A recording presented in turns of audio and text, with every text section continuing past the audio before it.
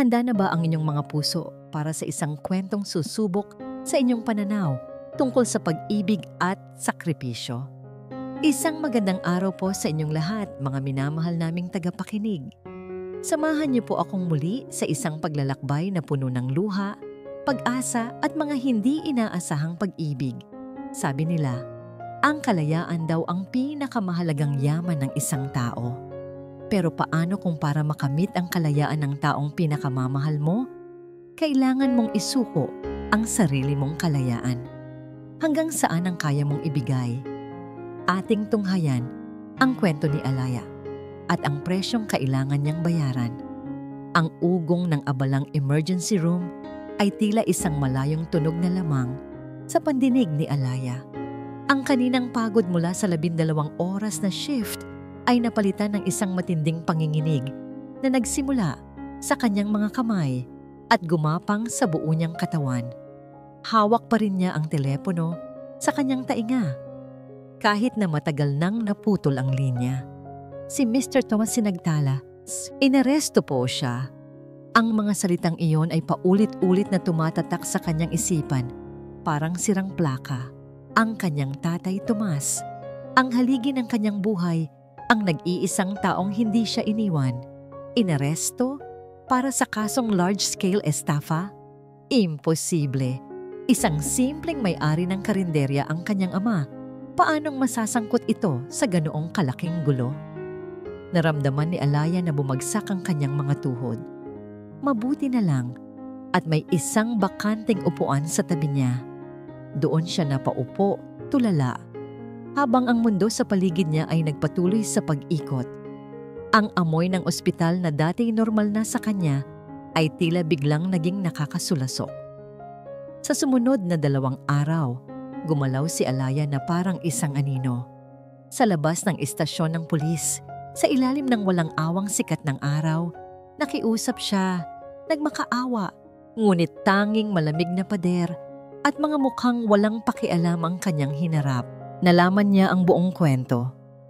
Ang karinderya nila ay ginamit di umano bilang front para sa isang investment scam at ang pirma ng kanyang ama ay nasa lahat ng mga dokumento. Ang halaga ng piyansa ay astronomical, isang halagang hindi niya kayang kitain kahit magtrabaho pa siya habang buhay bilang isang nurse. Una niyang tinawagan ang kanyang tita Mila, ang kapatid ng kanyang ina. Naku Laya, alam mo naman, gipit din kami ngayon. Anito sa kabilang linya, ang boses na dati malambing ay naging biglang matigas. Mahirap na ang buhay.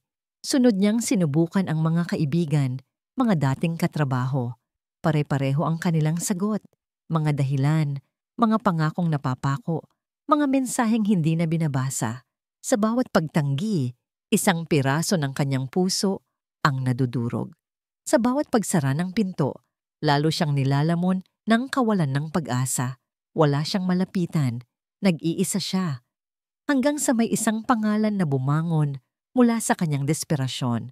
Isang pangalang binanggit ng abogado ng kanyang ama bilang pinakamalaking biktima, ang taong naghain ng kaso. Gideon Alcaraz. Ang pangalan pa lang ay nagpapahiwatig na ng kapangyarihan. May-ari ng Alcaraz Holdings, isang bilyonaryong halos hindi mo makikita sa mga balita dahil sa pagiging pribado nito. Sabi ng abogado, kung may isang taong kayang magpabago ng lahat, iyon ay si Mr. Alcaraz.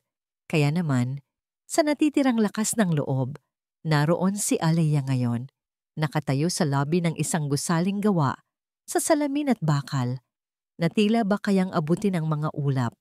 Ang kanyang simpleng damit nurse ay mukhang luma at malinis kumpara sa mga taong nakapaligid sa kanya na suot ay mga mamahaling damit. Bawat hakbang niya papasok sa pribadong elevator patungo sa penthouse office ay parang isang hakbang patungo sa bibitayan. Ang opisina ni Gideon Alcaraz ay mas malaki pa sa buong bahay nila.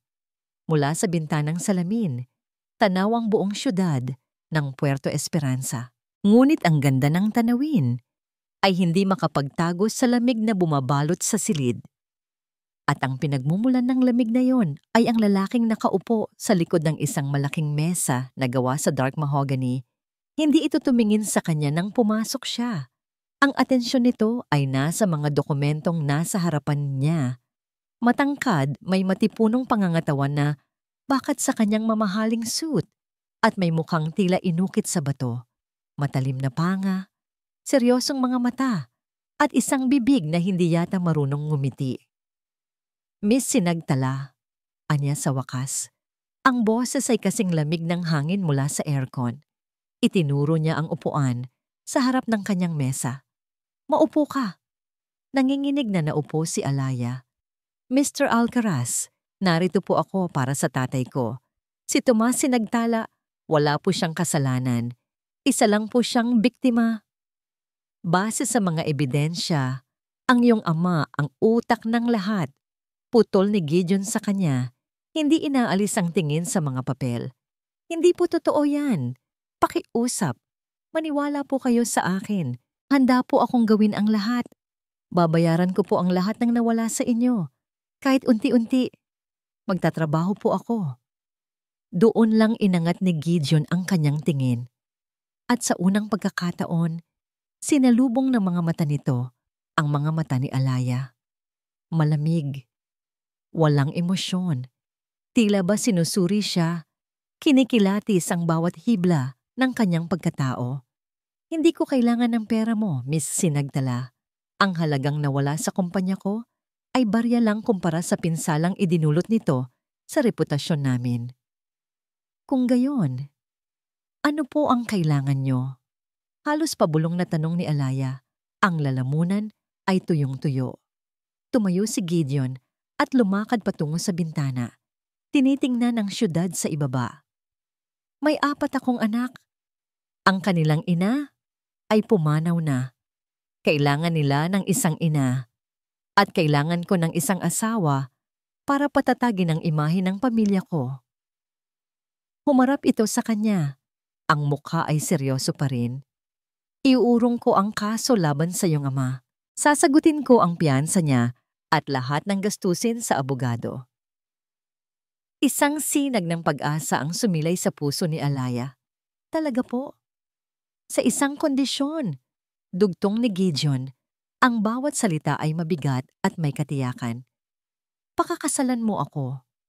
Ang sinag ng pag-asa ay namatay na kasing bilis ng pagsilang nito. Napalitan ito ng pagkabigla. Ano? Po? Isang kasal sa papel, isang kontrata. Maninirahan ka sa bahay ko, magpapanggap kang ina ng mga anak ko, at asawa ko sa mata ng publiko. Pagkatapos ng 5 taon, o kapag sinabi kong tapos na, malaya ka nang umalis, at ang tatay mo ay mananatiling malaya. Ipinatong niya sa mesa ang isang makapal na folder. Isang kontrata. Iyan ang alok ko. Tanggapin mo o hayaan mong mabulok ang tatay mo sa kulungan. Hindi makapaniwala si Alaya sa kanyang naririnig. Ito ba ay isang masamang panaginip? Ibebenta niya ang kanyang kaluluwa, ang kanyang buong pagkatao para sa kalayaan ng kanyang ama. Tumingin siya sa mukha ni Gideon, isang mukhang walang awa, isang mukhang sanay, makakuha ng kahit anong gusto nito. At sa sandaling iyon, alam ni Alaya na wala siyang pagpipilian. Kinuha niya ang pluma na may nanginginig na kamay. Ang mga letra sa kontrata ay lumabo dahil sa mga luhang namumuo sa kanyang mga mata. Bawat salita ay isang kadena na gumagapos sa kanyang kinabukasan. Nilagdaan niya ito. Ang tunog ng dulo ng pluma sa papel ay parang isang hatol ng kamatayan sa kanyang mga pangarap. Pagkatapos, walang salitang namagitan sa kanila. Tumayo si Gideon, kinuha ang telepono at may tinawagan. Ilang sandali lang, pumasok ang isang lalaking nakasuit. Dalhin mo na si Mrs. Alcaraz sa sasakyan. Utos ni Gideon. Mrs. Alcaraz. Ang pangalan ay parang lason sa dila ni Alaya. Sumunod siya palabas ng gusali. Ang isip ay blangko. Pinagbuksan siya ng pinto ng isang itim at makintab na kotse.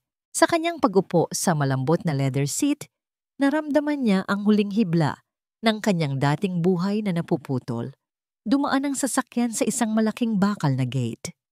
Sa likuran niya, narinig niya ang mabigat na pagsara nito.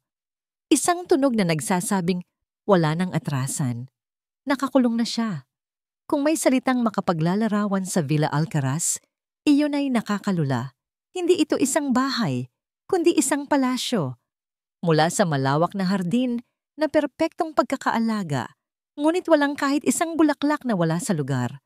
Hanggang sa dambuhalang pintuan na gawa sa nara na bumukas nang walang tunog. Lahat ay sumisigaw ng yaman at kapangyarihan. Iginiya si Alaya ng isang katulong na nakauniporme sa loob. Ang sahig na gawa sa puting marmol ay kumikinang sa ilalim ng isang naglalakihang chandelier na nakasabit sa napakataas na kisame. Ang hangin ay amoy mamahaling pabango at lumang pera. Ngunit sa likod ng lahat ng karangyaan, may isang katahimikang nakakabingi, isang lamig na tumatagos hanggang sa buto, mas malamig pa kaysa sa aircon na bumubuga sa bawat sulok. Pakiramdam ni Alaya ay lumiliit siya sa bawat hakbang. Dinaanan nila ang mga pasilyo na may mga painting na mas malaki pa sa kanya. Mga antigong vase na marahil ay katumbas ng ilang taon niyang sahod. Ito ang kanyang bagong tahanan, ang kanyang ginintuang kulungan. Sa dulo ng isang pasilyo, naroon ang isang malawak na sala kung saan naghihintay si Gideon. Nakatayo siya sa tabi ng isang fireplace na walang apoy. Sa paligid niya ay 4 na bata, 4 na pares ng mga matang agad na napako kay Alaya. Lumapit ka. Malamig na utos ni Gideon. Nanginginig ang mga tuhod na lumapit si Alaya. Naramdaman niya ang pagsusuri sa bawat tingin. Sila ang mga anak ko. Diretsong sabi ni Gideon, walang bahid ng anumang emosyon. Ito si Rafael, ang panganay. Isang binatilyong nasa mga 17 taong gulang ang humakbang. Kamukhang kamukha ito ni Gideon, ngunit ang mga mata nito ay puno ng paghihimagsik. Tiningnan siya nito mula ulo hanggang paa. Isang ngisi ng pang-iinsulto ang sumilay sa labi nito. So, sabi ni Rafael, ang boses ay puno ng sarkasmo. Ikaw na pala ang upgrade? Napakagatlabi si Alaya. Hindi alam ang isasagot. Rafael, saway ni Gideon, ngunit walang bigat ang kanyang boses. Ipinagpatuloy niya ang pagpapakilala. Si Beatrice. Isang dalagitang nasa 15 anyos, may hawak na sketchbook na tila panangga sa mundo, ang bahagyang tumango.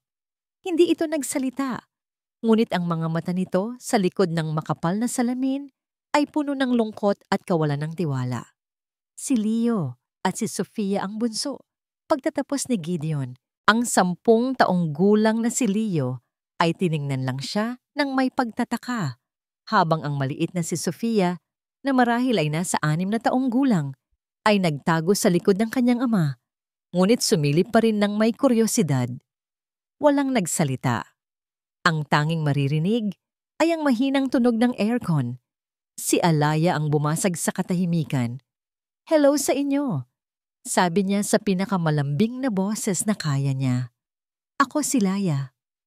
Ang hapunan ng gabing iyon, ang pinakahindi komportabling pagkain sa buong buhay ni Alaya. Nakaupo sila sa isang mahabang mesa na kasya ang 20 tao. Ang tunog lamang ng mga kubyertos na tumatama sa mga mamahaling plato ang maririnig. Si Gideon ay nasa kabisera ng mesa, abala sa kanyang tablet. Si Beatrice ay tahimik na kumakain. Si Leo at Sofia ay tila natatakot magsalita. At si Rafael ay ginawang misyon na pahirapan ang buhay ni Alaya. So anong trabaho mo? Bago ito? Tanong ni Rafael. Idiniin ang salitang ito. Nurse ako, mahinang sagot ni Alaya. Nurse. Tumango-tango si Rafael. Kaya pala, sanay kang mag-alaga ng mga matatandang mayayaman. Rafael, tama na yan. Saway ni Gideon. Ngunit hindi pa rin inaalis ang tingin sa screen. Hindi pa tapos si Rafael. Magkano ang bayad sa'yo para magpanggap na mahal mo ang papa namin? Sa tanong na yon, Nabitawan ni Alaya ang kanyang tinidor. Ang tunog ng pagbagsak nito sa plato ay umalingaw-ngaw sa buong silid. Naramdaman niya ang pag-init ng kanyang mga pisngi at ang pangingilid ng kanyang mga luha.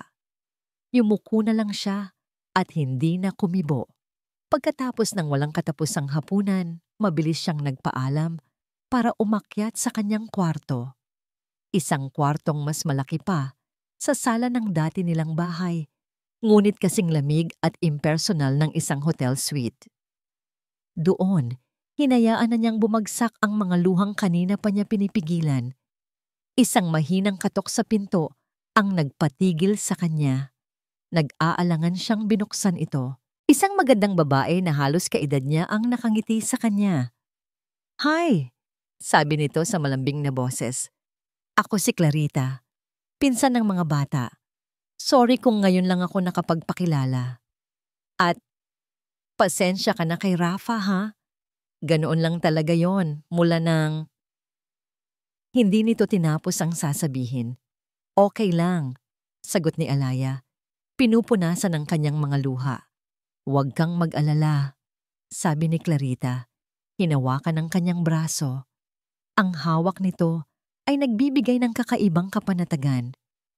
"Alam ko ang pakiramdam ng maging tagalabas dito. Adopted lang din kasi ako. Masasanay ka rin. Kung kailangan mo ng kausap, nandito lang ako." Sa unang pagkakataon, mula nang tumapak siya sa bahay na yon, nakaramdam si Alaya ng kaunting ginhawa. Marahil, hindi pala siya LGM rin nag-iisa.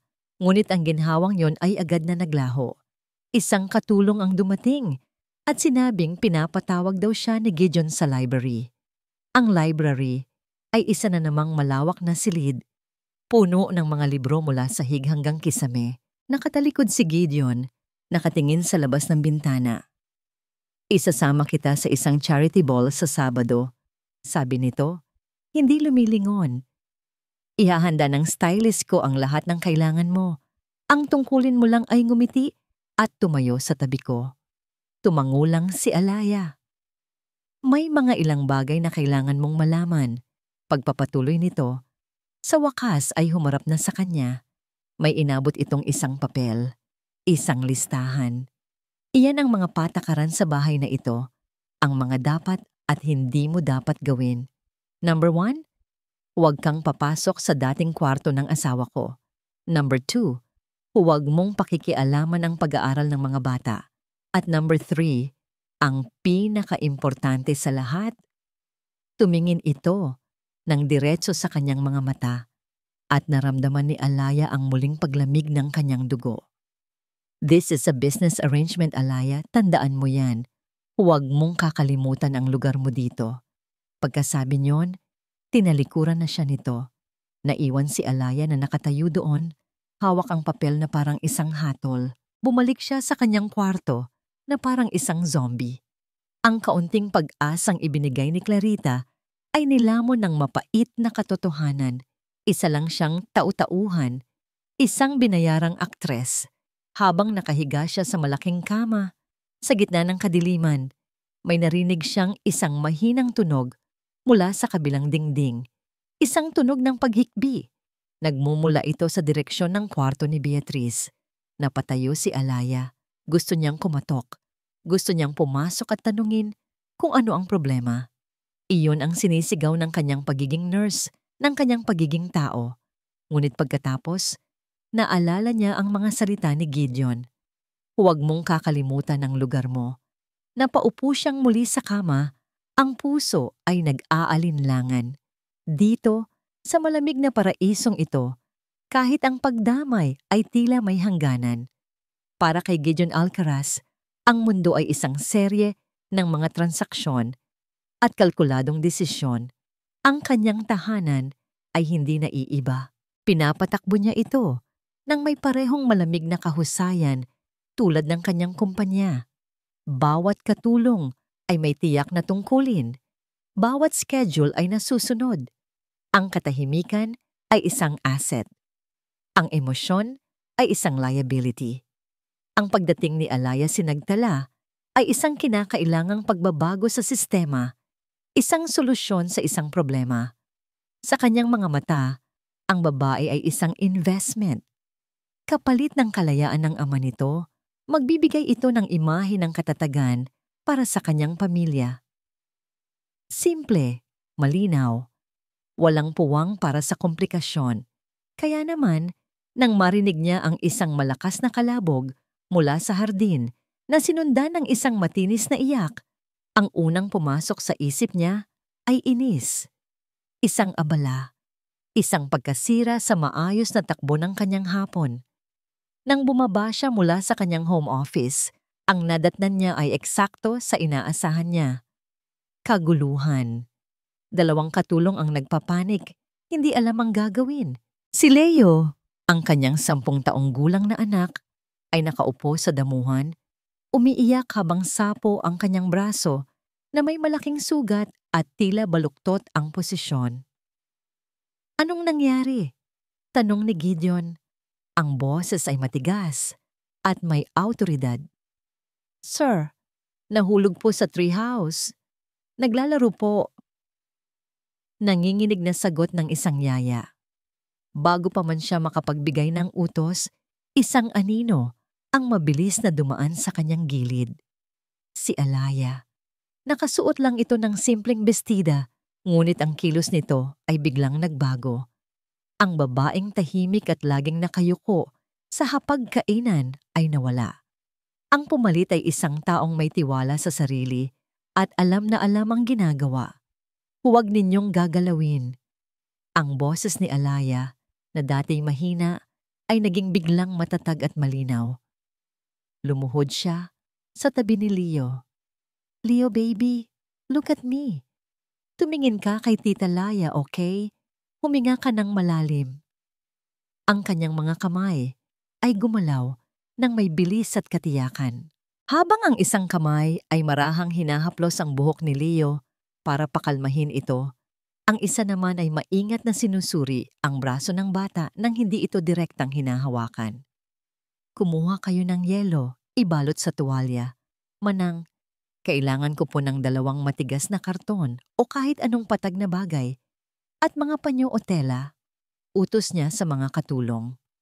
Ang mga kaito, na kanina'y tulala, ay agad na kumilos, tila nahawa sa kanyang kumpiyansa. Tahimik lang na nanonood si Gideon mula sa di kalayuan. May isang pamilyar na kirot ang kumurot sa kanyang dibdib. Isang alaala. Ang alaala ng kanyang asawang si Isabela. Noong mga huling araw nito, ang pakiramdam ng pagiging inutil. Ang katotohanang sa kabila ng lahat ng kanyang pera at kapangyarihan, wala siyang nagawa, kundi ang manood habang unti-unting nawawala ito. Ngayon, sa harap niya, ang babaeng binili niya para maging isang palamuti ay ginagawa ang bagay na hindi niya kailanman nagawa. Ang magbigay ng tunay na lunas. Nang dumating ang mga gamit, mabilis niyang ginawa ng pansamantalang splint ang braso ni Leo. Sa buong proseso, hindi niya tinigilan ang pakikipag-usap sa bata sa isang mahinahon at nakakakalmang boses. Ang tapang-tapang mo, Leo. Konting tiis na lang, papunta na tayo sa hospital.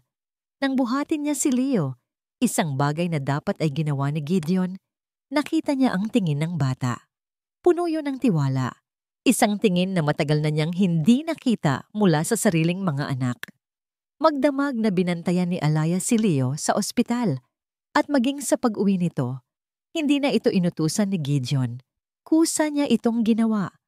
Mula sa bahagyang nakaawang na pinto ng kwarto ni Leo, pinanood ni Gideon si Alaya.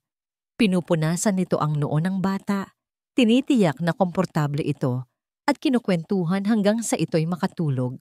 Walang pag-aalinlangan sa bawat kilos, puro pagkalinga.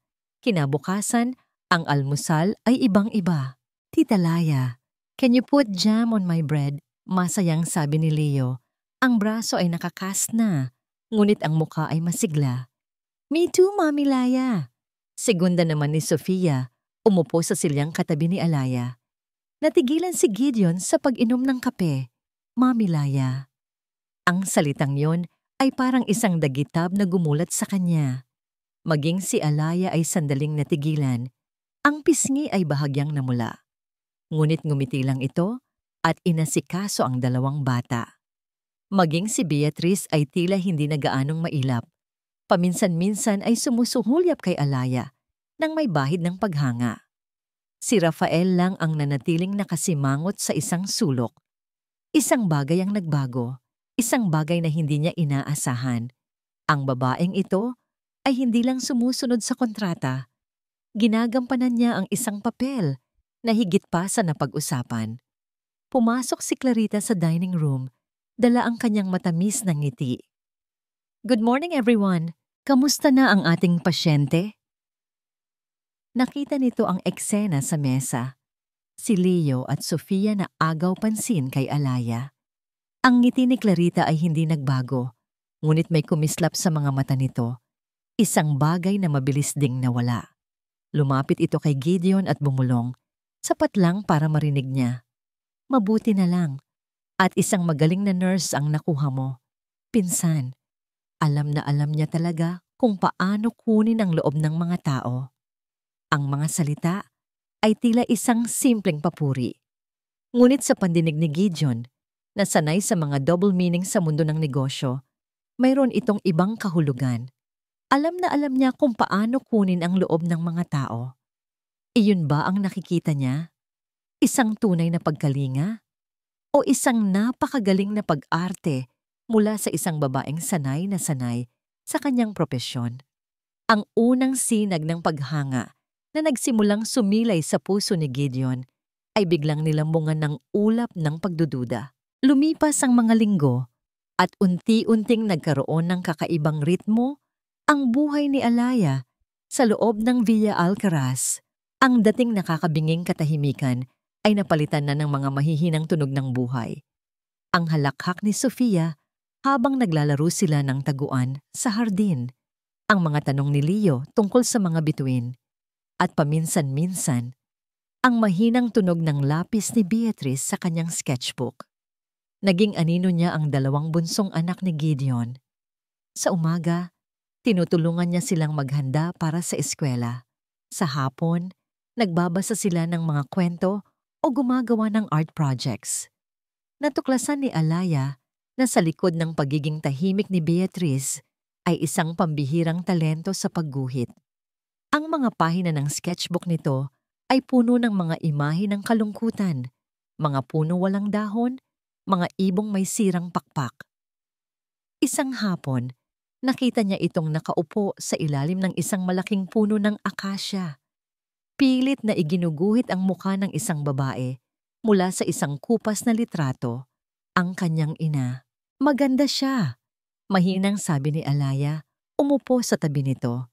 Nagulat si Beatrice at agad na isinara ang kanyang sketchbook. "Huwag kang mag-alala, hindi ko sasabihin kahit kanino," nakangiting sabi ni Alaya. "Alam mo, ang talento mo ay isang regalo. Huwag mo itong itago." Kinuha ni Alaya ang isang lapis at sa isang malinis na pahina, iginuhit niya ang isang ibon na may malalapad na pakpak, handa ng lumipad. Minsan ang kailangan lang natin ay kaunting tulak para makalipad ulit. Hindi umimik si Beatrice, ngunit nang iwan siya ni Alaya, nakita niyang muling binuksan ng dalagita ang kanyang sketchbook. Ang mga mata ay nakatitig sa ibong kanyang iginuhit. Maging si Gideon, ang lalaking yelo, ay tila unti-unting natutunaw. Hindi na ito laging nakakulong sa opisina nito. Minsan, nadadatnan niya itong nakatayo sa may pintuan, tahimik na pinapanood sila habang naglalaro. Isang gabi, naabutan siya nito sa library habang nagbabasa ng isang medical journal. "Hindi ko akalain na iyan ang binabasa mo sa iyong libreng oras." Puna nito. "Hindi kasing lamig tulad ng dati ang boses. Nakasanayan na," sagot ni Alaya. "Para hindi ko makalimutan." "You were good with Leo," pag-amin nito. "You saved him." "Ginawa ko lang po ang trabaho ko," sagot ni Alaya. Yumuko para itago ang pamumula ng kanyang pisngi. "Hindi," sabi ni Gideon. Lumapit ito ng isang hakbang. It was more than that. Sa unang pagkakataon, ang tingin na ibinigay nito sa kanya ay hindi na parang isang amo sa kanyang empleyado. May kung anong naroon, isang bagay na malapit sa paghanga o marahil pasasalamat. At sa isang saglit, sa ilalim ng malumanay na ilaw ng lampara sa library, naramdaman ni Alaya ang isang kakatwang kilig. Isang pakiramdam na matagal na niyang hindi naramdaman at hindi niya inaasahang mararamdaman para sa lalaking ito. Ngunit ang mga sandaling tulad niyon ay madaling sirain. At si Clarita ay napakagaling sa pagsira ng mga sandali. "Pinsan, maari ba kitang makausap?" sabi ni Clarita isang gabi. Pumasok sa opisina ni Gideon. Ang boses nito ay puno ng pag-aalala. "What is it, Clarita?" tanong ni Gideon, abala pa rin sa mga papeles. "Tungkol kay Laya." Panimula nito. Umupo sa silyang kaharap niya. "Nag-aalala lang ako sa kanya at sa'yo." Huminto sa pagsusulat si Gideon. "Anong ibig mong sabihin?" "Alam ko, mabait siya sa mga bata," sabi ni Clarita. Ang boses ay tila nag-aalangan. "Pero may mga narinig kasi ako tungkol sa nakaraan niya. Mahirap lang sila, 'di ba? At may mga boyfriend daw siyang mayayaman noon. Iyong tipong gagawin ang lahat para makaahon sa hirap. Nagkunwari itong nababahala. Ayoko namang mag-isip ng masama. Baka naman nagbago na siya. Pero Gideon, alam ko kung gaano ka nasaktan noon. Ayoko lang maulit yon." Bawat salita ni Clarita ay isang butil ng lason. Maingat na itinatanim sa isang isipang mayroon ng lamat ng nakaraan. Ang pagbanggit sa sakit na idinulot ni Isabela ay isang kalkuladong galaw. Alam niya kung saan ang kahinaan ni Gideon. At ang lason ay nagsimulang kumalat. Kinabukasan, naramdaman ni Alaya ang pagbabago. Ang bahagyang init sa mga mata ni Gideon ay napalitan muli ng yelo. Ang mga pag-uusap ay muling naging maikli at formal. Muli, siya ay naging si Miss Sinagtala, ang babae sa kontrata. Hindi niya maintindihan kung ano ang nangyari. May nagawa ba siyang mali? Sinubukan niyang kausapin ito, ngunit lagi itong may dahilan para umiwas. Ang pader sa pagitan nila, na nagsimula ng magkaroon ng mga siwang, ay muling tumibay at tumaas. Isang hapon, habang pauwi mula sa pagbisita sa kanyang ama sa isang halfway house na inayos ni Gideon, kinailangan niyang mag-withdraw ng pera para sa gamot nito. Isang dating kaibigan mula sa ospital ang nakakita sa kanya. Nagkumustahan sila sandali, isang simpleng pag-uusap sa gilid ng kalsada. Hindi niya alam na sa kabilang kalye, may isang taong kumukuha ng litrato. Isang taong inupahan ni Clarita. Nang gabing iyon, habang nag-aayos ng mga laruan ni Sofia, nakita ni Alaya ang telepono ni Gideon na naiwan sa ibabaw ng mesa. Umilaw ang screen nito, nagpapakita ng isang bagong mensahe. Aksidente niyang nakita ang preview. Isang litrato.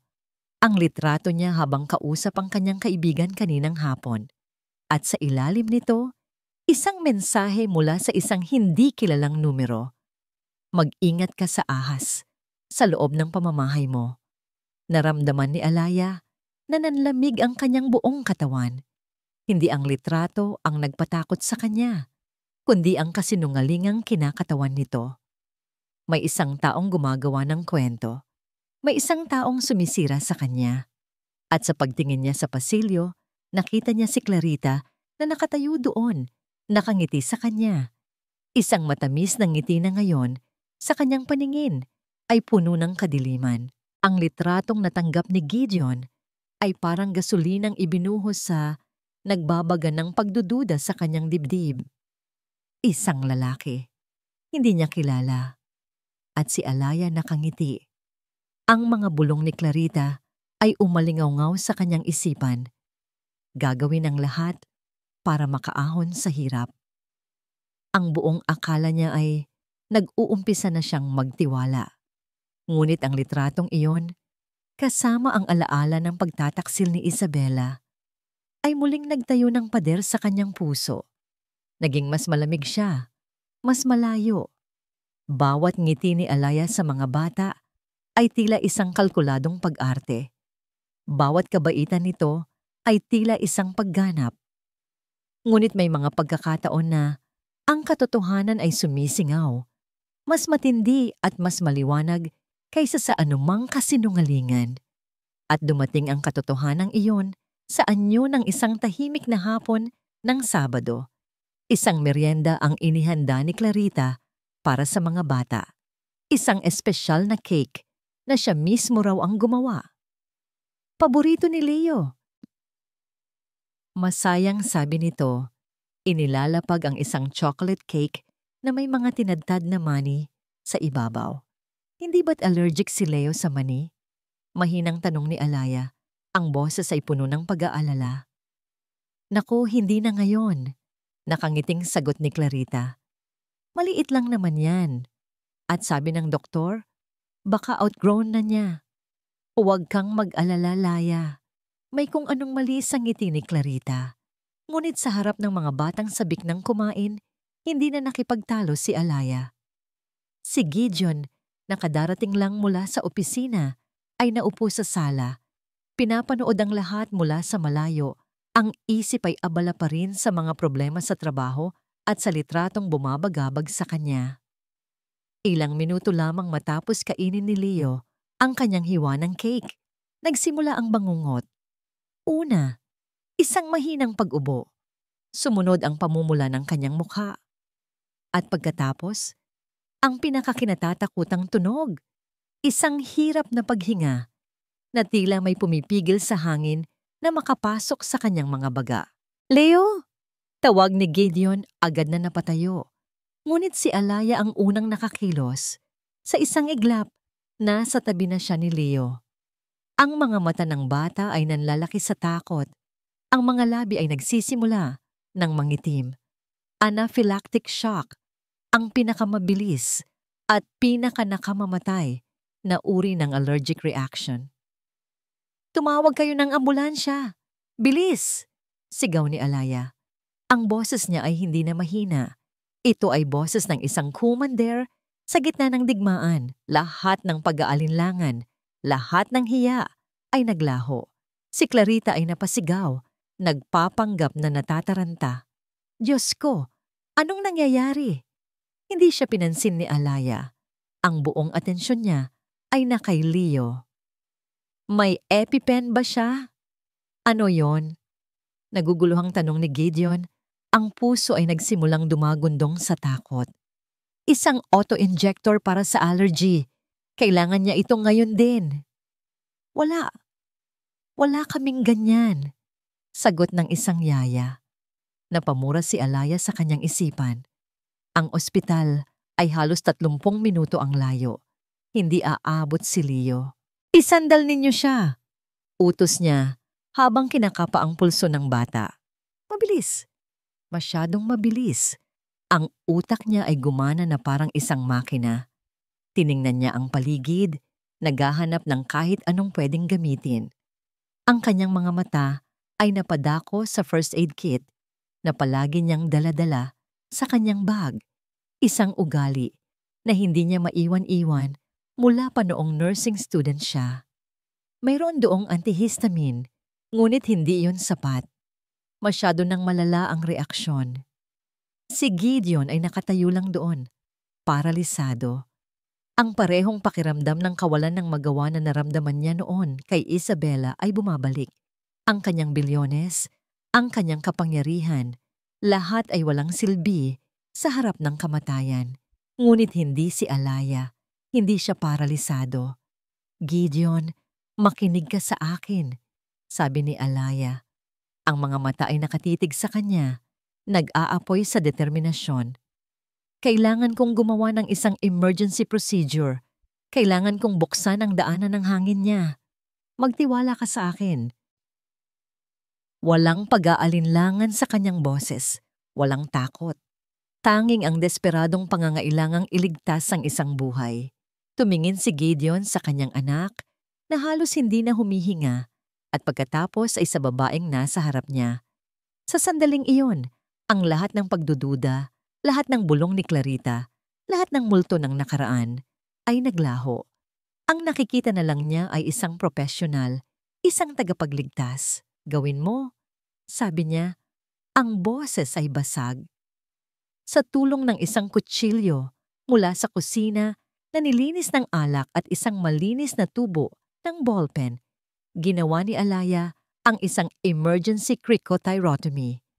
Ang kanyang mga kamay ay hindi nanginginig. Bawat galaw ay tiyak at may layunin. Isang maliit na hiwa, isang mabilis na pagpasok ng tubo, isang tunog, isang mahinang pagsinghap ng hangin. At pagkatapos ay isa pa.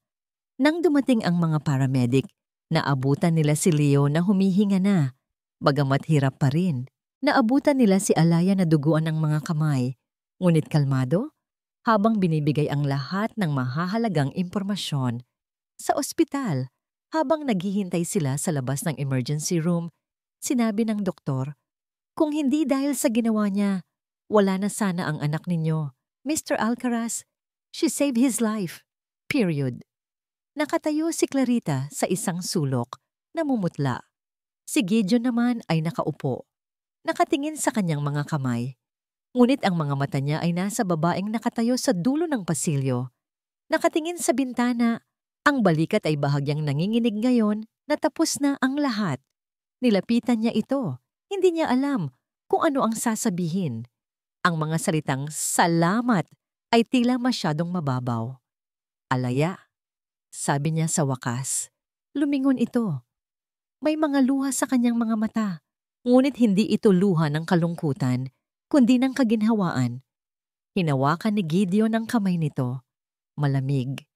Ngunit ang ginawa nito kanina ay puno ng init at buhay. Mali ako tungkol sa iyo, sabi niya. Ang boses ay puno ng pagsisisi na hindi niya inaasahan. I was wrong about you.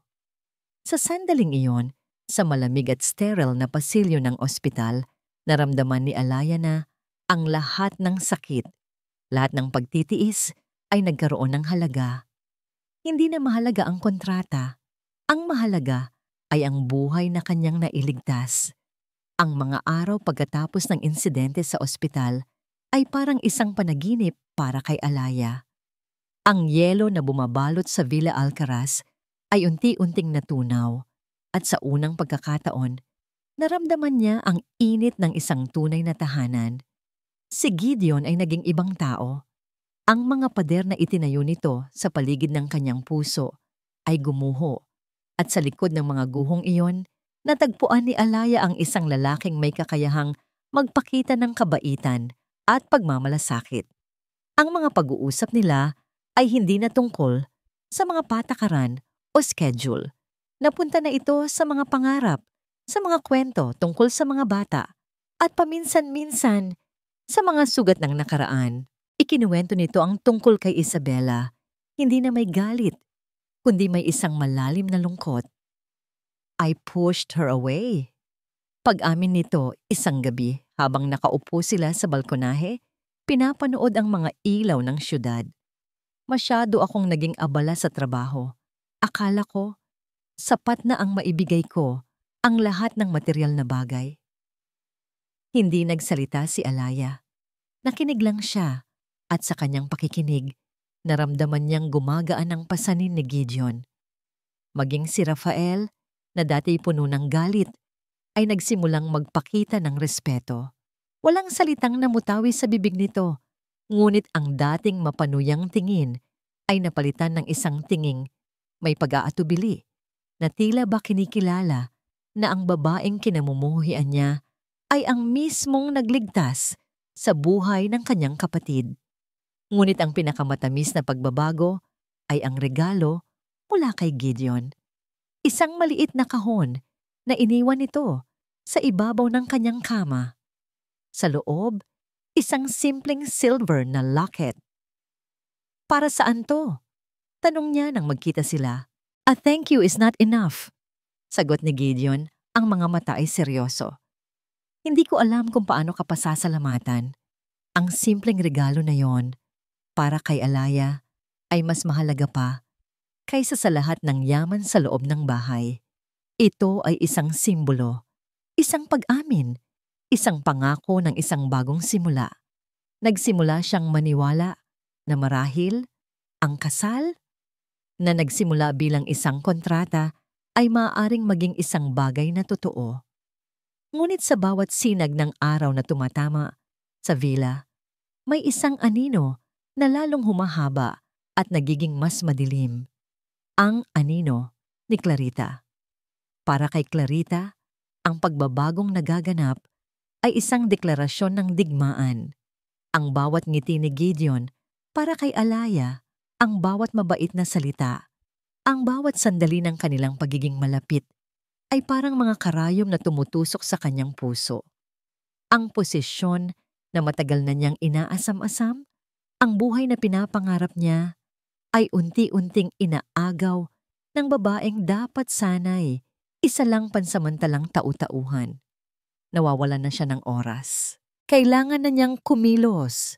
Kailangan na niyang sirain si Alaya sa paraang hindi na ito kailanman makakabangon pa.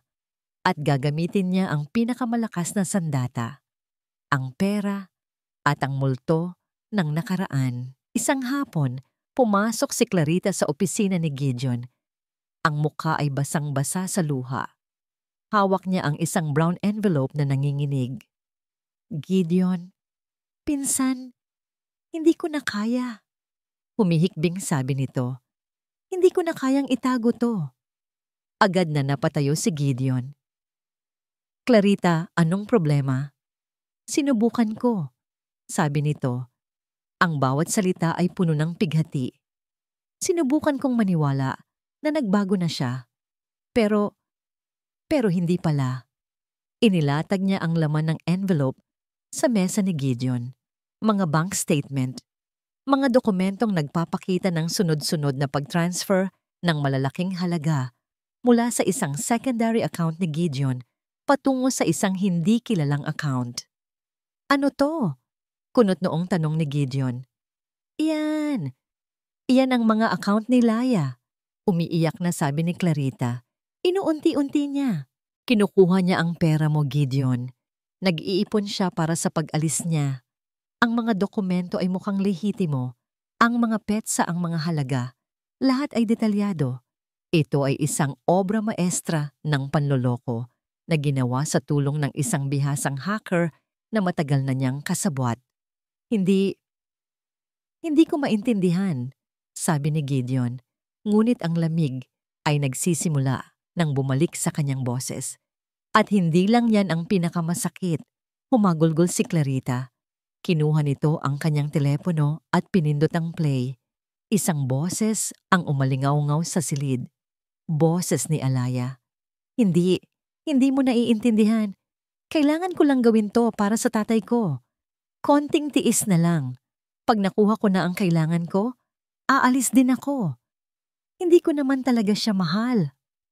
Ang audio ay pinagtagpi-tagping mga salita mula sa iba't ibang pag-uusap ni Alaya sa telepono sa kanyang ama. Isang pag-uusap kung saan sinasabi niyang kailangan niyang tiisin ang sitwasyon para sa ama niya. Isa pang pag-uusap kung saan sinasabi niyang aalis din siya pagkatapos ng kontrata. At ang pinakamasakit na parte, ang hindi ko naman talaga siya mahal, ay kinuha mula sa isang pag-uusap tungkol sa isang karakter sa isang teleserye na pinapanood nila ng mga bata. Ngunit sa pagkakasama-sama nito, ang resulta ay nakakayanig. Isang malinaw na pag-amin ng panloloko. Para kay Gideon, ang audio recording na yon ay isang palakol na bumaon ng diretso sa kanyang puso. Ang init na nagsimulang bumuhay sa kanya ay biglang namatay. Ang tiwalang nagsimula siyang buuin ay nawasak at naging abo. Ang mukha ni Alaya na nagligtas sa kanyang anak ay napalitan ng mukha ng isang oportunista. Isang sinungaling, isang taksil, katulad ni Isabela. Ang kasaysayan ay umuulit. Tiningnan niya ang mga papel. Pinakinggan niya muli ang recording. Ang lahat ng ebidensya ay naroon. Malinaw, hindi mapagkakaila. Nang iangat niya ang kanyang mukha, ang Gideon na nakilala ni Alaya sa mga nakaraang linggo ay wala na. Ang pumalit ay ang bilyonaryong walang puso, ang lalaking nasaktan at pinagtaksilan, at ngayon ay handa ng maningil. Salamat, Clarita, sabi niya. Ang boses ay walang kabuhay-buhay. Kasing lamig ng puntod. Hayaan mo na ako ang tumapos nito. Ang lason ay mabilis na kumalat sa sistema ni Gideon. Ang bawat tibok ng kanyang puso ay isang pag-uulit ng mga salita mula sa recording. Hindi ko naman talaga siya mahal. Ang bawat paghinga niya ay tila may kasamang imahe ng mga bank statement, ng mga numerong sumisigaw ng pagtataksil. Ang init na naramdaman niya sa mga nakaraang linggo ay isa palang huwad na apoy. Ang tiwala na nagsimula siyang ibigay ay isang kahinaan na sinamantala. Ang babaeng nagligtas sa buhay ng kanyang anak at ang babaeng nagnanakaw sa kanyang pera ay iisa pala. Ang galing. Napakagaling niyang umarte. Hindi na niya nakita si Alaya bilang Alaya. Ang nakikita niya ay isang multo. Ang multo ni Isabela. Ang multo ng lahat ng kasinungalingan. Hinanap niya ito. Nakita niya ito sa may hardin. Tinutulungan si Sofia na magdilig ng mga halaman. Tumatawa ito. Isang tawang na ngayon, sa kanyang pandinig, ay tunog ng pang-iinsulto. Alaya, tawag niya. Ang boses niya ay walang emosyon, ngunit may bigat na nagpatigil sa lahat, maging sa pagtahol ng aso sa di kalayuan. Nilingon siya ni Alaya, ang nangiti ay nasa labi pa rin. Gideon, tapos ka na ba sa trabaho mo? Hindi siya sumagot. Tumalikod lang siya at nagsimulang maglakad pabalik sa loob ng bahay. Nakuha ni Alaya ang mensahe at sumunod. Ang mukha ay naguguluhan. Sa gitna ng malawak na sala, huminto si Gideon. Humarap siya dito at sa unang pagkakataon, nakita ni Alaya ang itsura ng isang taong nawasak. Ang mga mata nito ay hindi na malamig. Nag-aapoy ang mga ito sa galit na may halong pait. May gusto lang akong itanong sa'yo, sabi niya. Ang boses ay kalmado sa isang paraang nakakatakot. Magaling ka ba talagang nurse? O mas magaling kang aktres? Ano? Anong ibig mong sabihin? Naguguluhang tanong ni Alaya. Ngumisi si Gideon, isang nangising hindi umabot sa kanyang mga mata. Ang galing ng pagganap mo. Ang pag-aalala kay Leo, ang pakikipag-usap kay Beatrice, ang pagngiti sa akin. Lahat pala yun, may presyo. Kinuha niya mula sa kanyang bulsa ang mga kopya ng bank statement. Hindi niya ito iniabot. Ibinato niya ito sa sahig, sa paanan ni Alaya. Ang mga puting papel ay kumalat sa makintab na marmol na parang mga basag na piraso ng kanilang pekeng relasyon. Magkano? Tanong niya. Magkano ang halaga ng bawat ngiti mo? Magkano ang bayad sa bawat pag-aalala mo? Magkano ang halaga ng tiwala ko, Alaya? Napapayuko si Alaya at pinulot ang isang papel. Nanlaki ang kanyang mga mata sa nakita. Ano to? Hindi ito totoo. Hindi ako kumuha ng kahit anong pera. Huwag ka nang magsinungaling, sigaw ni Gideon. Ang kontrol na pinipigilan niya ay tuluyan ng bumigay.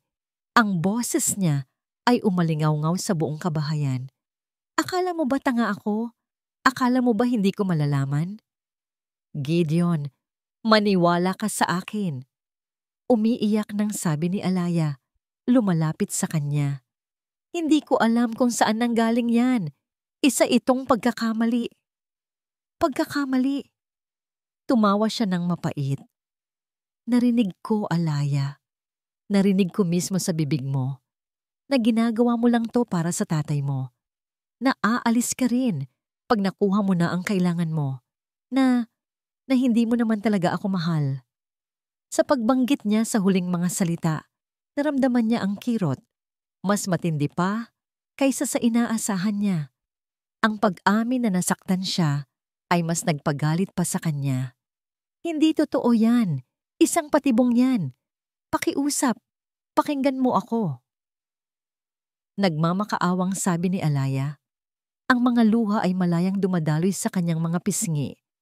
Ang ingay ay umabot sa itaas. Lumabas si Rafael mula sa kanyang kwarto. Naalarma sa sigawan. Nakita niya ang kanyang ama na galit at si Alaya na umiiyak. Ang loyalty niya ay naisa lang. Anong nangyayari dito pa? Tanong ni Rafael. Wala, sagot ni Gideon. Ang mga mata ay nakapako pa rin kay Alaya. Pinapakita lang ng babaeng ito ang tunay niyang kulay. Lumapit si Rafael. Tiningnan niya ang mga papel sa sahig at pagkatapos ay ang umiiyak na si Alaya. Isang ngangisi ng tagumpay ang sumilay sa kanyang labi. Sa wakas, napatunayan din ang kanyang unang hinala. Sinabi ko na sa'yo pa, sabi ni Rafael. Ang boses ay puno ng paghamak. Isa lang siyang gold digger, mukha siyang pera, ginamit niya lang tayo. Ang mga salita ni Rafael ay parang mga suntok na tumama kay Alaya. Tumingin siya mula kay Gideon patungo kay Rafael. Ang dalawang lalaking nagsimula na niyang ituring na pamilya ay nakatayo ngayon sa harap niya bilang kanyang mga hukom at berdugo. Mula sa may hagdanan, nakita niya si Beatrice. Nakatayo, ang mukha ay puno ng takot. Sa likod nito ay si Leo at Sofia, parehong umiiyak sa pagkalito. Naramdaman ni Alaya na gumuho ang kanyang mundo. Ang buong bahay, ang buong pamilya ay bumaling laban sa kanya. Walang naniniwala sa kanya. Walang makikinig. Tumigil siya sa pag-iyak. Tumigil siya sa pagmamakaawa. Isang nakakapanghinang katahimikan ang bumalot sa kanya. Para saan pa? Tapos na ang lahat. Hinatulan na siya. Umatras siya ng isang hakbang. Pagkatapos ay isa pa. Bago dahan-dahang tumalikod at nagsimulang maglakad patungo sa kanyang silid. Bawat hakbang ay parang may bigat na 1,000 libra. Naiwan si Gideon sa sala, ang dibdib ay sumisikip sa galit. Pinanood niya itong umakyat sa hagdanan. Ang bawat hakbang nito ay tila isang kumpirmasyon ng kanyang pagkakasala. Habang nakatayo siya doon, nag-vibrate ang kanyang telepono sa kanyang bulsa. Isang mensahe mula kay Clarita. Kuya Gideon, paalis na yata siya. Nakita ko siyang nag-iimpake ng gamit. Ang huling hibla ng kanyang pagtitimpi ay naputol. Ang galit ay naging isang nagngangalit na apoy. Hindi lang pala siya nagnakaw. Tatakasan pa pala siya. Hindi niya iyon papayagan. Hindi nag-iimpake si Alaya para tumakas. Nag-iimpake siya para umalis. May malaking pagkakaiba. Ang pagtakas ay para sa mga may kasalanan. Ang pag-alis ay para sa mga wala nang babalikan. Hinablot niya ang isang maliit na bag at sinimulang ilagay doon ang iilang personal na gamit na dinala niya sa bahay na yon. Ang kanyang lumang damit, ang kanyang toothbrush, ang litrato ng kanyang tatay. Hindi niya ginalaw ang alinman sa mga mamahaling damit o alahas na ibinigay sa kanya. Ang mga yon ay bahagi ng kasinungalingan. Ang kanyang mga kamay ay nanginginig, ngunit ang kanyang isip ay blanko. Ang sakit ay napakatindi, na tila manhid na ang kanyang buong pagkatao. Hindi na siya umiiyak. Para saan pa? Naubos na ang kanyang mga luha sa harap ng isang hukom na bingi. Ang huling bagay na hinawakan niya ay ang silver na locket na nakapatong sa kanyang bedside table. Binuksan niya ito. Walang laman. Plano sana niyang ilagay doon ang isang maliit na litrato, isang litratong magpapakita sa kanilang lahat. Si Gideon, siya, at ang 4 na bata, nakangiti. Isang pamilya, isang pangarap na sa isang iglap ay naging isang masamang panaginip. Isinara niya ang locket at inilagay ito sa mesa. Hindi ito sa kanya. Hindi kailanman naging sa kanya. Nang biglang bumukas ang pinto ng kanyang silid, ng malakas. Isang malakas na kalabog na nagpayanig sa buong kwarto. Nakatayo doon si Gideon. Ang mukha niya ay isang maskara ng galit. Ang kanyang dibdib ay mabilis na umaakyat baba. Ang mga mata niya ay nag-aapoy. Tatakas ka? Ang tanong ay hindi isang tanong, kundi isang akusasyon, isang hatol. Aalis na ako, mahinang sagot ni Alaya, hindi tumitingin sa kanya. Pagkatapos ng lahat, pagkatapos mong makuha ang gusto mo, tatakas ka na lang na parang isang magnanakaw sa gitna ng gabi? Sigaw niya, humakbang papalapit. Hinablot niya ang bag mula sa kamay ni Alaya at ibinuhos ang laman nito sa sahig. Ang iilang damit at ang litrato ng kanyang ama. Ito lang.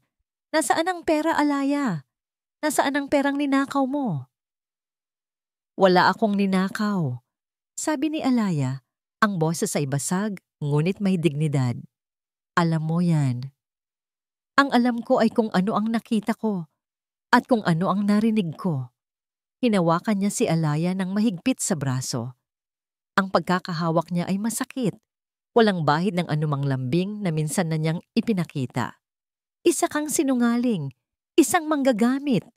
Bawat salita ay isang sampal. Bawat salita ay isang patalim na lalong bumaon sa kanyang puso. Bitawan mo ako, sabi ni Alaya. Sa wakas ay tumingin na sa kanyang mga mata. Nasasaktan ako. Nasasaktan? Tumawa si Gideon nang mapakala. Gusto mong makita kung ano ang tunay na sakit? Kinaladkad niya si Alaya palabas ng silid. Hindi na ito nagpumiglas. Wala nang natitirang lakas para siyang isang manika na walang buhay. Habang kinakaladkad siya ni Gideon pababa sa grand staircase ang mamliki kasi ang mga katulong ay nagsilabasan. Ang mga mukha ay puno ng takot at awa. Sa isang sulok malapit sa sala, nakatayo si Clarita. Hindi na ito nagtatago. Ang kanyang mukha ay hindi na nagpapakita ng pekeng pag-aalala. Ang nakikita ni Alaya sa mukha nito ay purong tagumpay. Isang malamig at nakakatakot na ngiti ng isang demonyong nanalo sa isang laban para sa isang kaluluwa. Dinala siya ni Gideon hanggang sa malaking pintuan sa harap. Sa labas, ang kalangitan ay tila nakikidalamhati. Isang malakas na bagyo ang bumubuhos. Ang ulan ay parang mga latigong humahampas sa lupa. Ang mga kulog ay dumadagundong na parang galit na sigaw ng langit. Binuksan ni Gideon ang pinto. Ang malakas na hangin at ulan ay agad na pumasok. Binabasa ang mamahaling sahig na marmol. Kung aalis ka, umalis ka ngayon, sabi niya. Ang boses ay kasing lamig ng hangin ng bagyo. Inihagis niya sa labas ang maliit na bag ni Alaya. Lumabas ka! Sigaw niya. Ang huling salita ay halos naging isang atungal ng isang nasugatang hayop. Get out of my house! Napatumba si Alaya sa lakas ng pagtulak niya. Bumagsak siya sa hagdanan sa labas. Ang kanyang mga tuhod at palad ay sumayad sa magaspang at basang semento. Ang ulan ay agad na bumasa sa kanya mula ulo hanggang paa. Ang kanyang manipis na damit ay dumikit sa kanyang balat. Ang lamig ay tumagos hanggang sa kanyang mga buto. Mula sa itaas ng hagdanan, narinig niya ang isang maliit na boses. Mami Laya! Si Sofia. Nakatayo ito sa itaas. Ang mukha ay basang-basa sa luha. Ang kamay ay nakaunat sa kanya. Mommy, don't go! Isang katulong ang mabilis na kumuha kay Sofia at dinala ito papasok. Tumingin si Alaya sa pintuan sa huling pagkakataon. Nakita niya ang anino ni Gideon, isang madilim na figura, laban sa maliwanag na ilaw mula sa loob. At pagkatapos, narinig niya ang pinakamasakit na tunog sa lahat. Ang mabigat na pagsara ng pinto. Isang kalabog na nagsasara hindi lang ng isang tahanan, kundi ng isang mundo. Isang kalabog na sumira sa lahat ng natitira sa kanyang puso. Naiwan siyang mag-isa sa gitna ng bagyo. Walang pera, walang masisilungan, walang direksyon. Napayuko siya sa semento, hinayaang humalo ang kanyang mga luha sa walang tigil na buhos ng ulan. Dito, sa labas ng malaking gate, ng malamig na paraisong minsan niyang inakalang magiging tahanan niya, narating ni Alaya ang pinakamadilim at pinakamababang punto ng kanyang buhay. Tinalikuran, ipinagtabuyan, wasak. Nang isara ni Gideon ang pinto, ang katahimikan na naiwan sa loob ng villa ay mas malakas pa kaysa sa ugong ng bagyo sa labas. Ang galit na nag-aapoy sa kanyang dibdib kanina ay unti-unting namatay. At ang naiwan ay ang malamig na abo ng pagsisisi. Ang imahe ni Alaya na nakaluhod sa ulan, ang imahe ng umiiyak na si Sofia na sumisigaw ng mami, ay tumatak sa kanyang isipan. Umakyat siya sa kanyang opisina at ibinuhos ang sarili ng isang baso ng alak. Ininom niya ito ng isang lagok. Umaasang papatayin nito ang kung anumang nararamdaman niya. Ngunit hindi. Ang Villa Alcaraz ay muling naging malamig at walang buhay. Sa mga sumunod na araw, ang tanging maririnig ay ang mga yapak sa malawak na pasilyo at ang pilit na katahimikan sa hapagkainan. Si Sofia ay laging nagkukulong sa kanyang kwarto. Si Leo ay hindi na naglalaro. At si Beatrice, sa tuwing makikita siya nito, ay tinitingnan siya ng mga matang puno ng panunumbat. Kasalanan mo ito, sabi nito minsan. Ang boses ay mahina, ngunit matalim. Pinaalis mo ang nag-iisang taong nagpasaya sa amin. Si Clarita, sa kabilang banda ay ginawa ang lahat para punan ang puwang na iniwan ni Alaya. Nagluluto siya ng mga paborito ng mga bata. Sinusubukang makipaglaro sa kanila. Ngunit ang kanyang mga ngiti ay tila hindi na umabot sa kanyang mga mata. May isang artipisyal na saya sa bawat kilos niya na kahit si Gideon ay nagsimulang mapansin. Isang gabi, habang dumadaan siya sa tapat ng silid ni Clarita, narinig niya itong may kausap sa telepono. Hindi niya sinasadyang makinig, ngunit ang tono ng boses nito ay nakakuha ng kanyang atensyon. Hindi ito ang malambing na boses na laging ginagamit nito. Ito ay matigas, malamig, at puno ng pagbabanta.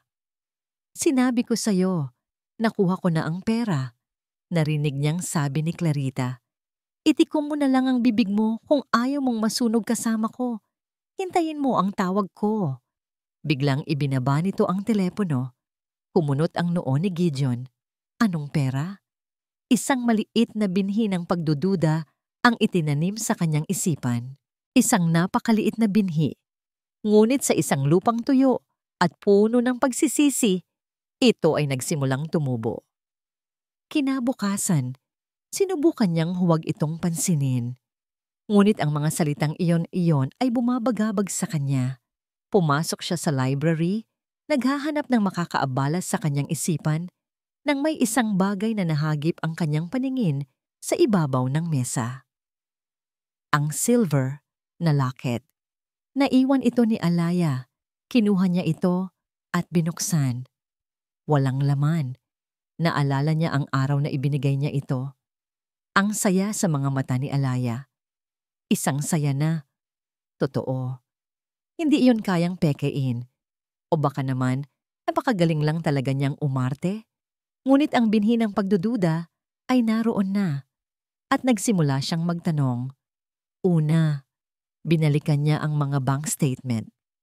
Tiningnan niya ang account number kung saan napunta ang pera. Isang account na hindi nakapangalan kanino man. Isang ghost account. Imposibleng matrace. Maliban na lang kung ikaw si Gideon Alcaraz. Tumawag siya sa kanyang pinagkakatiwalaang head of security, isang dating military intelligence officer. Marco, may ipapahanap ako sa'yo. Gusto kong malaman ang lahat tungkol sa account na ito. Lahat. Kahit butasin mo pa ang pader ng bangko, gawin mo. Habang naghihintay, ang kanyang isip ay bumalik sa insidente ni Leo. Binalikan niya ang bawat detalye. Si Clarita na nagdala ng cake. Si Clarita na nagsabing outgrown na ni Leo ang allergy nito. Si Alaya na unang nag-alala.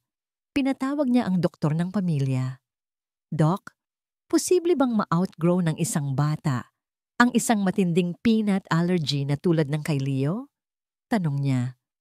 Highly unlikely, Mr. Alcaraz, sagot ng doktor. Sa tindi ng allergy niya, kahit katiting na mani, ay maaaring ikamatay niya. It's a lifetime condition. Dapat alam niyo po yan. Nabitawan ni Gideon ang telepono. Isang malamig na kaba ang gumapang sa kanyang likuran. Dapat alam niyo po yan. Alam niya. At sigurado siyang alam din iyon ni Clarita.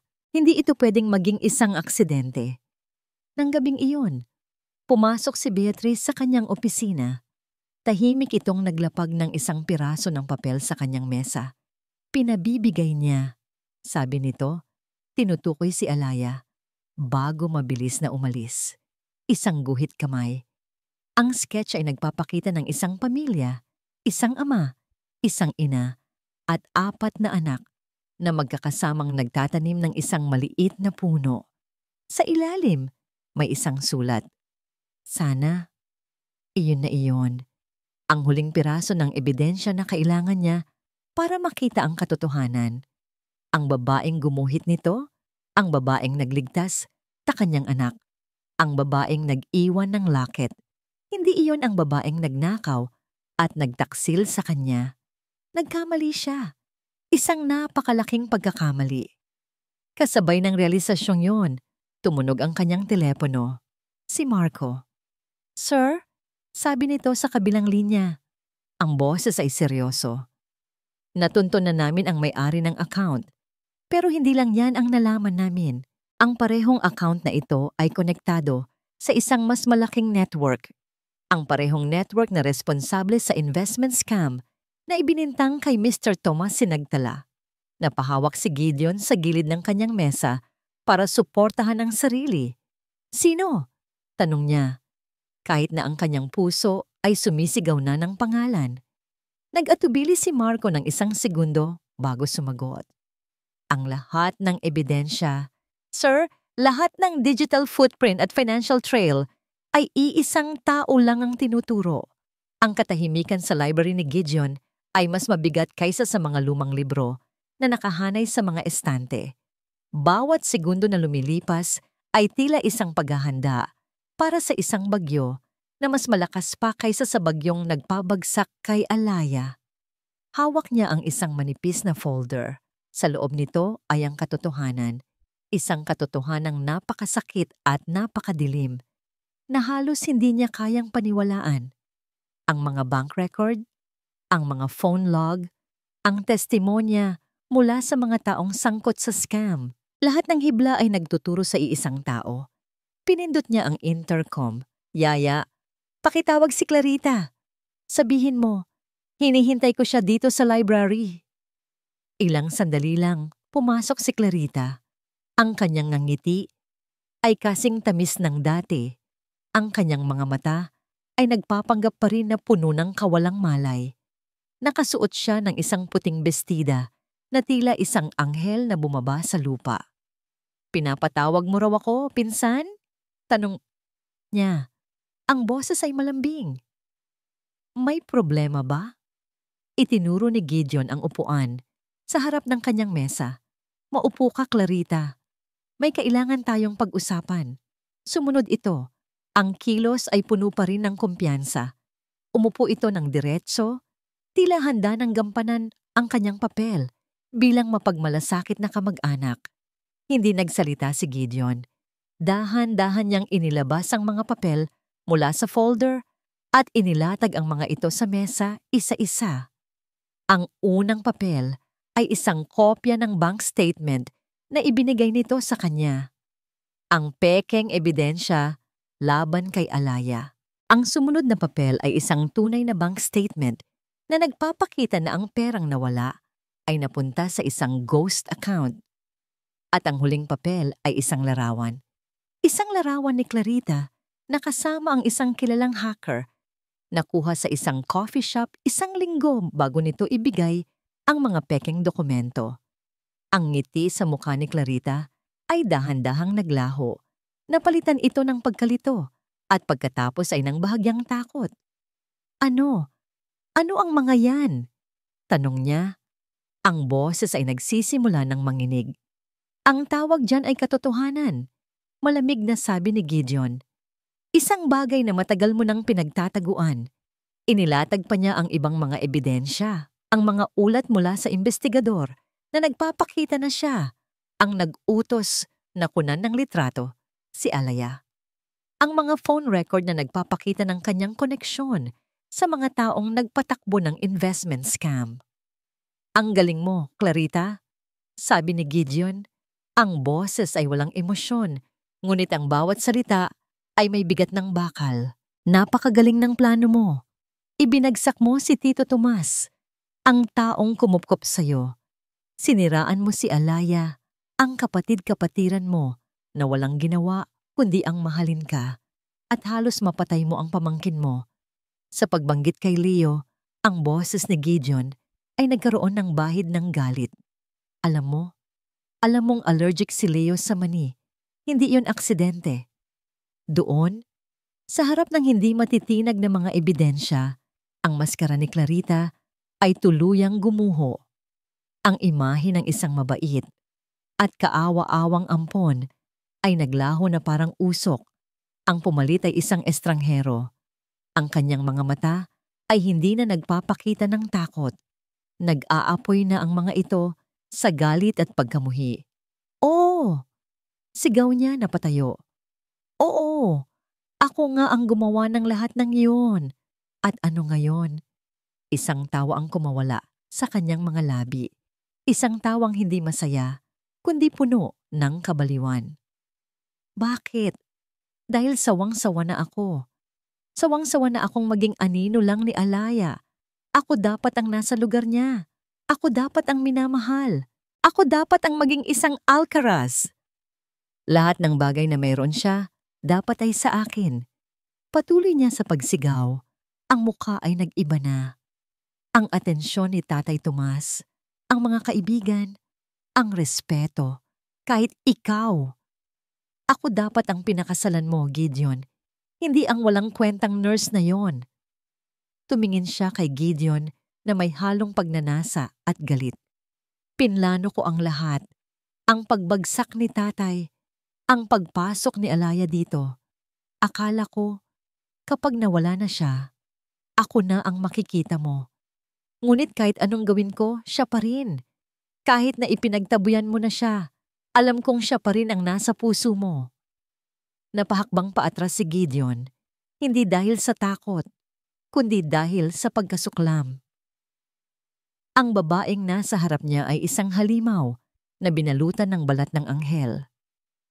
"Tapos ka na ba?" Mahinahong tanong ni Gideon. Ang tanong na yon ang nagpabalik kay Clarita sa realidad. Nakita niya ang lamig sa mga mata ni Gideon.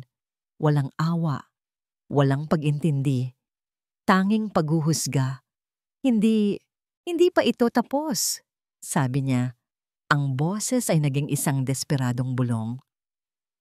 Hinablot niya ang isang paperweight na gawa sa kristal mula sa mesa at ibinato ito kay Gideon. Nakaiwas si Gideon. Kasabay ng pagbagsak ng paperweight sa sahig, bumukas ang pinto ng library. Pumasok ang dalawang unipormadong pulis kasama si Marco. Nanlaki ang mga mata ni Clarita. Napatingin siya sa mga pulis, pagkatapos ay kay Gideon. Doon niya naintindihan, tapos na ang laro. "Clarita Villanueva, inaaresto ka namin para sa mga kasong large-scale estafa, attempted murder, at perjury," sabi ng isang pulis, papalapit sa kanya habang inilalabas ang posas. Hindi na siya nanlaban, nawala na ang lahat ng kanyang lakas.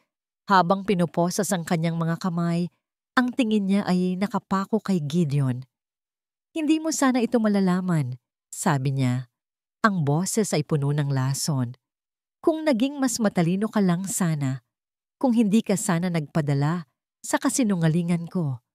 Pareho lang tayong nagkamali, Gideon. Ang pagkakaiba lang, ako ang nakakulong. At ikaw ang habambuhay na magsisisi." Dinala na siya ng mga pulis palabas.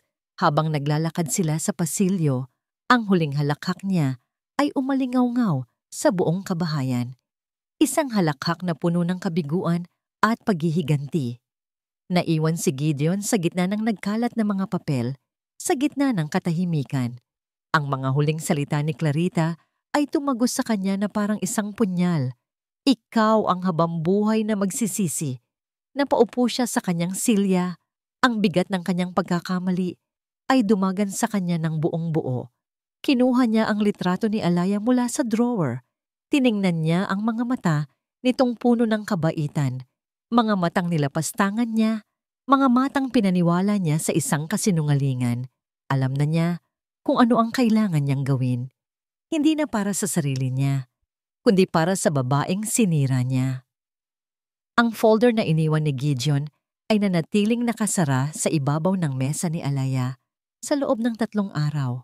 Takot siyang buksan ito. Takot siyang muling balikan ang sakit. Ngunit alam niyang kailangan niya ito para sa kanyang sariling kapayapaan. Isang gabi, huminga siya ng malalim at binuksan ito. Binasa niya ang lahat. Ang mga testimonya, ang mga report, ang buong lawak ng panloloko ni Clarita at ang lalim ng pagkakamali ni Gideon. Habang binabasa niya, ang natitirang galit sa kanyang puso ay unti-unting napalitan ng isang malungkot na pag-unawa. Pareho silang naging biktima. Siya ng kasinungalingan ni Clarita at si Gideon ng sarili nitong nakaraan. Kinabukasan isang maliit na bisita ang dumating sa klinik. Si Beatrice, mag-isa itong nagpunta, dala ang kanyang sketchbook. Para sa'yo, sabi nito. Iniabot ang isang pahina mula sa sketchbook. Isang guhit kamay ng isang ibon na may malalapad na pakpak, lumilipad papalabas ng isang bukas na hawla. Sa ibaba, nakasulat, "Miss ka na namin." Ang simpleng guhit na yon ang nagpabagsak sa huling pader na nakapalibot sa puso ni Alaya. Linggo ng umaga, habang nag-aalmusal, sinabi ni Beatrice, "Pupunta si Tita Laya." Halos mabilaukan si Gideon sa kanyang kape. Napatingin siya sa kanyang anak na babae. "Ano?" "Inimbitahan ko siya." Simpleng sagot ni Beatrice. Buong araw, hindi mapakali si Gideon. Nagpabalik-balik siya sa kanyang opisina. Hindi alam kung ano ang gagawin o sasabihin. Ito na ba yon? Ang pagkakataong hinihintay niya na hindi niya inaasahang darating? Nang tumunog ang doorbell, ang puso niya ay kumabog na parang isang tambol. Siya mismo ang nagbukas ng pinto. Nakatayo doon si Alaya. Nakasuot ng simpleng bestida, ang buhok ay nakalugay. Ang mukha niya ay kalmado, ngunit ang kanyang mga mata ay nagsasabi ng 1,000 kwento. Walang nagsalita. Sa likod niya, narinig niya ang maliliit na yapak. "Mami Laya!" Sigaw ni Sofia. Tumakbo at yumakap ng mahigpit sa mga binti ni Alaya. Sumunod si Leo at maging si Rafael ay nakatayo sa may hagdanan. Isang maliit na ngiti ang makikita sa kanyang mga labi. Naramdaman ni Gideon ang pagbara sa kanyang lalamunan. Umatras siya para bigyan sila ng puwang. Pinapanood ang eksenang minsan na niyang winasak. Matapos ang madamdaming pagkikita sa mga bata, naglakad sila ni Gideon patungo sa hardin. Ang parehong hardin kung saan minsan siyang tinawag nito para simulan ang paghuhusga.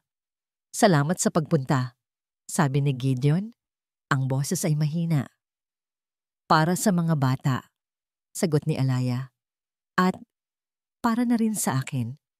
Huminto sila sa ilalim ng puno ng akasya. Humarap si Alaya sa kanya. "Nabasa ko ang lahat." Yumuko si Gideon.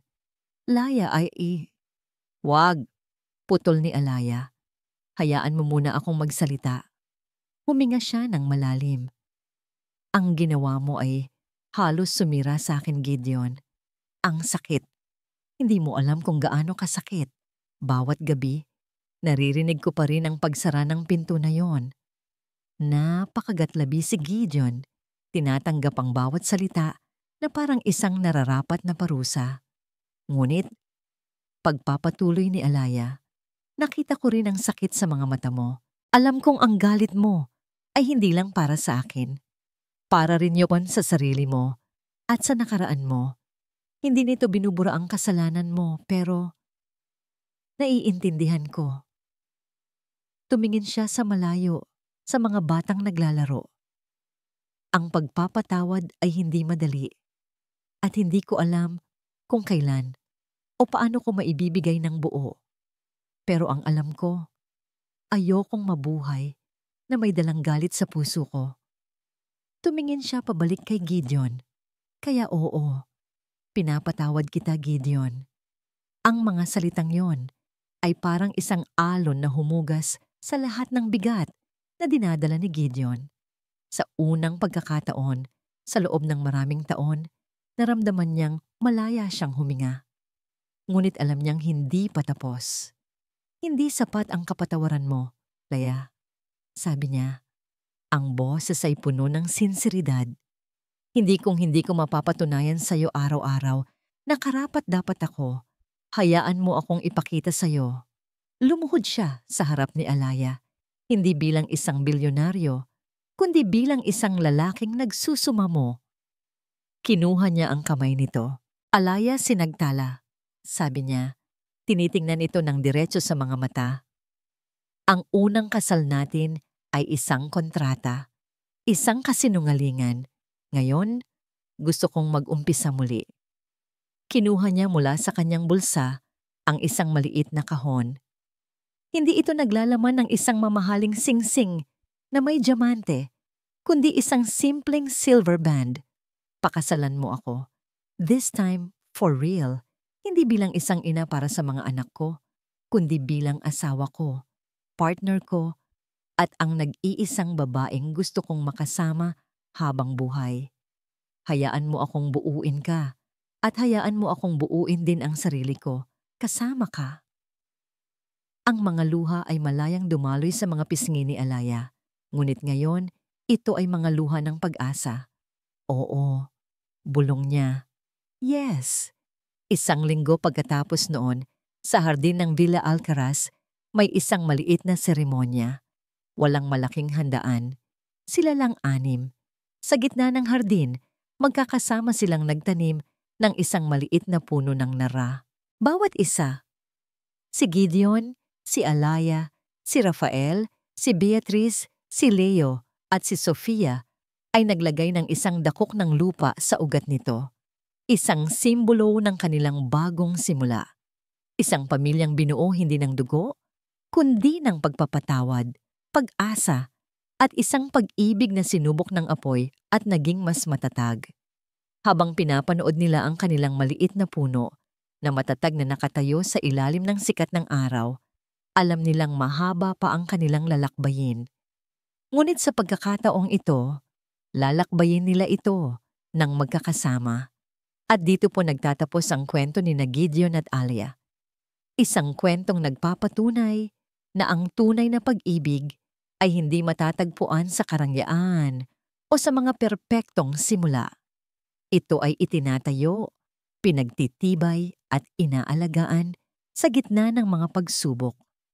Ipinapaalala nito sa atin na ang pagpapatawad ay isang regalong ibinibigay natin hindi lang sa iba, kundi lalo na sa ating mga sarili, upang makalaya tayo sa mga tanikala ng nakaraan at makapagsimulang muli. Marami pong salamat sa inyong walang sawang pagsubaybay sa ating kwento.